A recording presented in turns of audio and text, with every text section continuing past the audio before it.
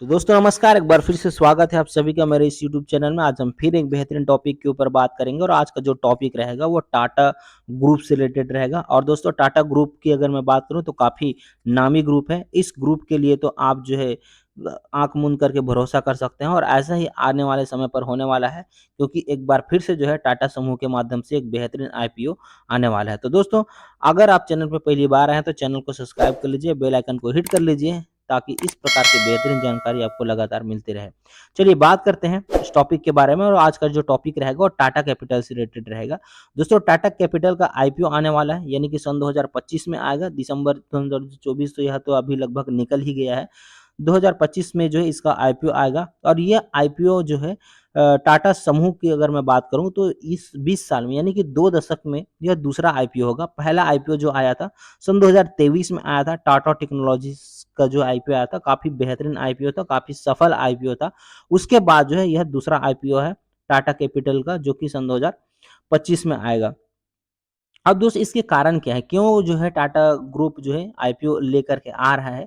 इसके बारे में आपको जानना बहुत ज़्यादा ज़रूरी है, क्योंकि कोई भी कंपनी जो है किस लिए आईपीओ ले आकर आके आ रहा है, उसके हिसाब से भी उसको जो है पब्लिक जो है उसका सब्सक्रिप्शन या फिर जो भी उसको रिस्पॉन्स है वो देता है। तो चलिए कारण की अगर मैं बात करूँ तो सबसे पहला कारण तो ये है दोस्त कि इस आईपीओ को लाने का कि आरबीआई का एक गाइडलाइन है कि जितना भी एनबीएफसी है यानी कि नॉन बैंकिंग फाइनेंशियल कंपनी जितना भी है उसको जो है, जो कि पब्लिकली नहीं हुआ है, उसको पब्लिक करना है। तो सबसे पहला रीज़न ये हो गया कि आरबीआई का गाइडलाइन को फ़ॉलो करना है, तो नियम को पालन करने के लिए तो जो है आईपीओ लेकर के आना पड़ेगा, क्योंकि यही जो है टाटा ग्रुप का एक एनबीएफसी कंपनी है। तो एक रीज़न हो गया। अब इससे यह चीज़ होगा और हाँ, अब ये कहाँ तक करना है ये भी मैं बता देता हूँ। आरबीआई का गाइडलाइन जो कहता है वो सितंबर 2025 तक के पहले कर लेना है। मतलब सितंबर के पहले आपको इसका आईपीओ जो है आता हुआ नज़र आ जाएगा। तो इस प्रकार से जो है आरबीआई का गाइडलाइन है।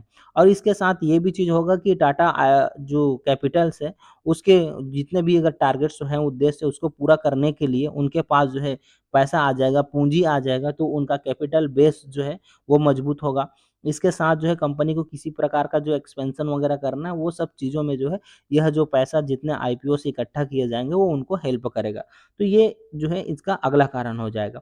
अब दोस्तों अगर मैं आईपीओ की साइज़ की बात करूँ, कितने का आईपीओ आएगा, उनका साइज़ कितना रहेगा? तो आपको बता दूँ अभी जिस प्रकार से खबर आ रहा है उसके हिसाब से जो है लगभग 15,000 करोड़ रुपए का आईपीओ आएगा। यानी कि लगभग जो है 2 बिलियन डॉलर का आईपीओ रहेगा और अगर ऐसा होता है 15,000 करोड़ का आता है, तो दोस्त ये टाटा समूह का जो है अब तक का सबसे बड़ा आईपीओ होगा। ये सबसे इम्पोर्टेंट चीज़ है कि सबसे बड़ा आईपीओ होने वाला है, ये जो टाटा कैपिटल कैपिटल का जो आईपीओ है वो। और इस आईपीओ में प्राइमरी और सेकेंडरी दोनों तरह के शेयर ऑफरिंग शामिल करने की उम्मीद है। आगे जितनी भी जानकारियाँ आएगी आपको जो है हमारे चैनल के माध्यम से मिलता रहेगा। अगर अब जो है बात करते हैं टाटा कैपिटल्स का बिज़नेस क्या है, व्यवसाय क्या है? अगर आपको आईपीओ में लगाना है तो सबसे पहले तो कंपनी का बिज़नेस भी तो जानना ज़रूरी है। तो उसके बिज़नेस की अगर मैं बात करूँ दोस्तों, यह एक वित्तीय सेवा प्रदान करने वाली कंपनी यानी कि फ़ाइनेंशियल कंपनी है। जैसे कि मैंने बताया एनबीएफसी है, नॉन बैंकिंग फ़ाइनेंशियल कंपनी है। तो दोस्त इस श्रृंखला में कंपनी का जो बिज़नेस है वो काफ़ी विस्तृत है। इसके साथ जो काफ़ी विस्तृत है जिसके वजह से जो है आपको इस कंपनी पर डेफ़िनेटली जो है अप्लाई करना चाहिए और ग्रुप भी अच्छा है और इसका बिज़नेस भी काफ़ी जो है विस्तृत है। अगर मैं बात करूँ तो ये जो है कमर्शियल लोन प्रोवाइड करता है, कंज़्यूमर लोन्स प्रोवाइड करता है। इसके अलावा जो है आपको और अनदर लोन्स भी जो है प्रोवाइड करता है और जो टाटा कार्ड्स है, उसका जो डिस्ट्रीब्यूशन का जो बिज़नेस है, वो भी जो है टाटा कैपिटल ही जो है उसका जो मतलब टाटा कार्ड्स का जो डिस्ट्रीब्यूशन का बिज़नेस है, उसको टाटा कैपिटल का भी व्यवसाय है। और अगर मैं बात करूँ टोटल जो है ग्राहक का, कितने ग्राहक हैं इनके पास, तो लगभग 5.2 मिलियन का विशाल ग्राहक का समूह है। इसके साथ जो है अगर मैं भारत की बात करूँ, तो कंपनी के पास जो है लगभग 900 से अधिक शाखाएँ हैं। तो काफ़ी विस्तृत और काफ़ी बेहतरीन चीज़ है इसके पास। तो आप जो है इसमें अप्लाई करने के बारे में सोच सकते हैं। इससे पहले अपना अध्ययन करना जो है बहुत ज़्यादा ज़रूरी है। अब जो है आपको मैंने जैसे कि इनके बिज़नेस के बारे में बता दिया, आईपीओ का कारण बता दिया, आईपीओ का साइज़ बता दिया। अब जो है बात करते हैं जो है कंपनी की फ़ाइनेंशियल कंडीशन किस प्रकार से, ये भी जानना ज़रूरी है कि कंपनी जो है ग्रोथ कर रहा है, नहीं कर रहा है। ये सारी चीज़ भी जो है हमको पता होना चाहिए। तो अगर मैं ग्रोथ की बात करूँ दोस्तों, टाटा कैपिटल जो है, जो लास्ट फाइनेंशियल ईयर जो गया, उसमें उनका जो वित्तीय रिकॉर्ड है, फाइनेंशियल जो रिकॉर्ड्स है, वो काफ़ी मजबूत है।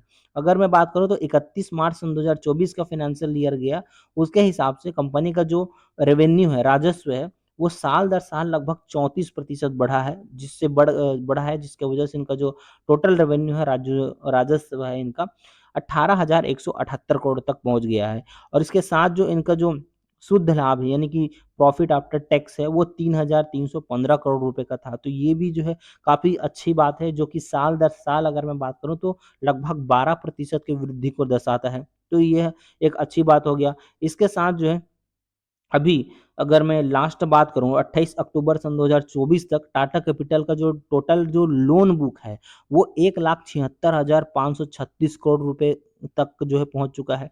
तो आने वाले समय पे और इसका जो है लोन बुक्स बढ़ेंगे, क्योंकि लोग जो है यहाँ से दो लोन लेना पसंद करेंगे, क्योंकि एक मतलब क्या बोलते हैं कि जो है यह विश्वसनीय ग्रुप है, ऐसा बोल सकते हैं आप जो है। तो इस प्रकार से जो है इनका आने वाले समय पर और भी बेहतरीन चीज़ें जो है होने की संभावना है। तो चलिए आगे जो है हम जो है बात करेंगे जब आईपीओ के बारे में पूरा डिटेल आ जाएगा। तो अभी फ़िलहाल जो है आपको मैं जितना जानकारी है वह तक जो है टाटा कैपिटल के बारे में मैंने जो है दे दिया है। आपको क्या ऐसा लगा जानकारी, आप कमेंट करके ज़रूर बताइएगा। अच्छा लगा तो वीडियो को लाइक कीजिएगा, और इसके आगे की जानकारी के लिए आप हमारे चैनल को सब्सक्राइब कर सकते हैं, जिससे जो है आपको सारा डिटेल जो है लगातार मिलता रहे। Wish you all the best. Thank you.